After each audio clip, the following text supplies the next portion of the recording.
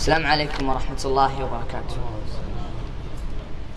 الحمد لله رب العالمين، والصلاة والسلام على أشرف الأنبياء وسيد المرسلين نبينا محمد وعلى آله وصحبه أجمعين. أما بعد، فإن الخوف من الله علامة عن الإيمان.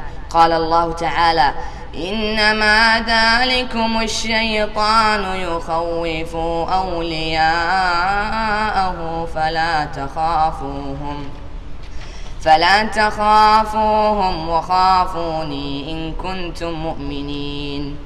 وحديثي إليكم اليوم عن الأسباب التي تورث الخوف من الله عز وجل. ومن هذه الأسباب: أولاً إجلال الله تعالى وتعظيمه ومعرفة حقارة النفس. قال تعالى: وما قدروا الله حق قدره والأرض جميعا قبضته يوم القيامة والسماوات مطويات بيمينه سبحانه وتعالى عما يشركون. ثانيا تفكروا في القول وما عودع الله تعالى فيه من الآيات والبينة. قال تعالى: ما لكم لا ترجون لله وقارا وقد خلقكم أتوارا ألم تروا كيف خلق الله 7 سماوات طباقا وجعل القمر فيهن نورا وجعل الشمس سراجا والله أنبتكم من الأرض نباتا.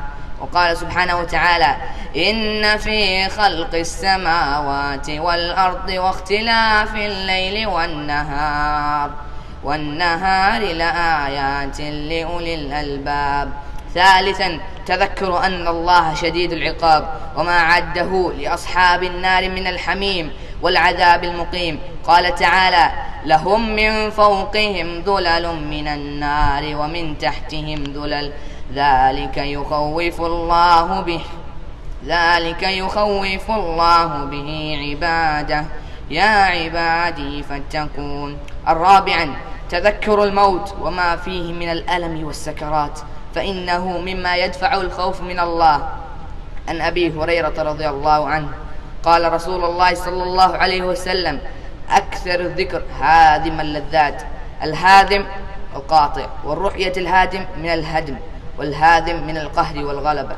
خامسا مراقبة الله تعالى في السر والعلن، فمن عرف أن الله مطلع عليه لا تخفى عليه خفيئة فإنه بلا ريب سيكون خائفا وجلا من خالقه ومولاه. ربنا تقبل منا إنك أنت السميع العليم، وتب علينا إنك أنت التواب الرحيم. وآخر دعوانا الحمد لله رب العالمين.